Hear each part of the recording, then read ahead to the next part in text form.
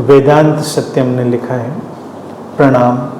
कई बार लोग दूसरे को नीचा दिखाकर या फिर उसका मजाक उड़ाकर अपने को बहुत स्मार्ट समझते हैं। ये कैसी सोच है और इससे क्या हासिल होगा? हासिल तो कुछ नहीं होगा। जो लोग दूसरे को नीचा दिखाते हैं, उसका मजाक उड़ाते हैं, उनको भी क्या हासिल होता है?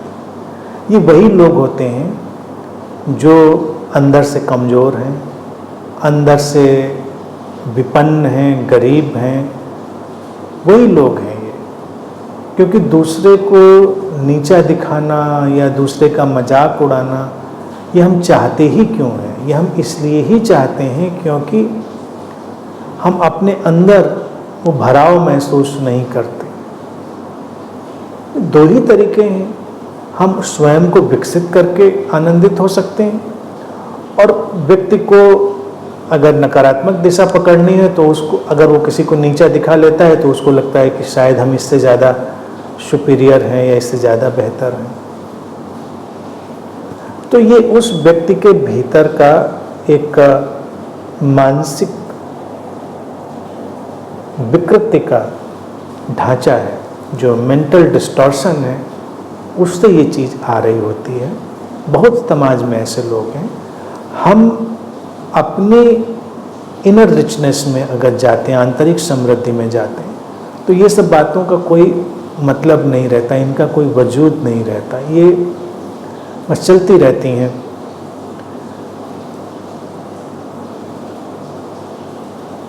देखिए, अगर इतिहास के पन्ने पलटें तो कई ऐसे लोग हुए, ऐसे तानाशाह हुए, ऐसे पुराने शासक हुए जो मौत से बहुत घबराए हुए थे, भयभीत थे। तो उन्होंने लोगों को मारना शुरू कर दिया। क्यों मार रहे थे वो? क्योंकि मार कर वो मौत के अपने भय से बच रहे थे। अब ये बड़ी उल्टी बात है। अक्सर जो किसी की हत्या करने में बहुत रुचि रखने लगता है, वो वही व्यक्ति होता है जो अपने मरने से बहुत डरा हुआ होता है। अपने मरने की उसको याद ना आए, या उसको लगे कि हम देखो दूसरों को मार सकते हैं तो हम ज़्यादा सशक्त हैं। ये रुग्णता कई तानाशाहों में रही, कई शासकों में रही, और इसके दुष्परिणाम समाज ने, विश्व ने देखे ही। यही व्यवस्था अलग ढंग से ये दूसरे को नीचा दिखाने और मजाक बनाने की। वो व्यक्ति अपने अंदर ही रुग्ण है। अगर वो रुग्ण नहीं होगा तो ऐसा क्यों करेगा?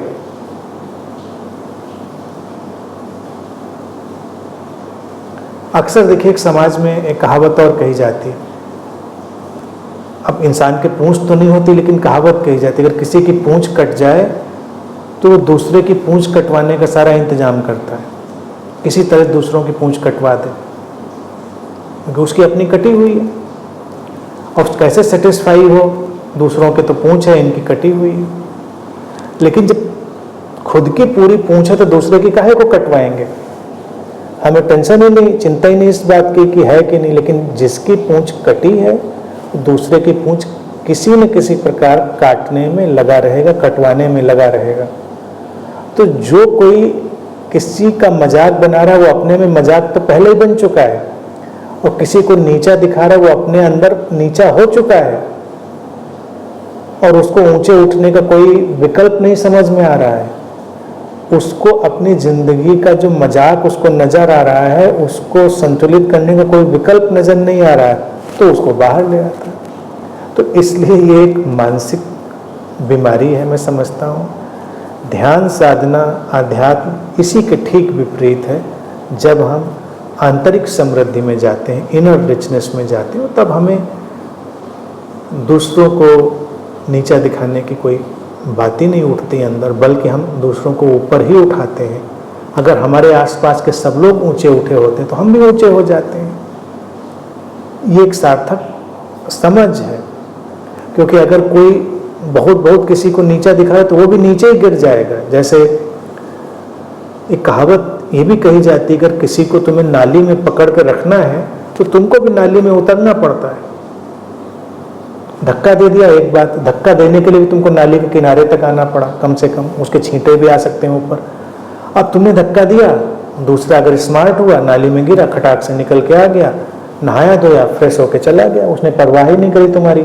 अब जब तुमने देखा नहा धो के वो और अच्छा लग रहा था, बल्कि नाली की मिट्टी से कुछ ऐसी मसाज हो गई कि उसका चेहरा और चमक गया, और तुमको पता ही नहीं था ये जो कीचड़ था इसमें कुछ ऐसा भी मामला था, वो और चमक गया, तुमको और धक्का लगा।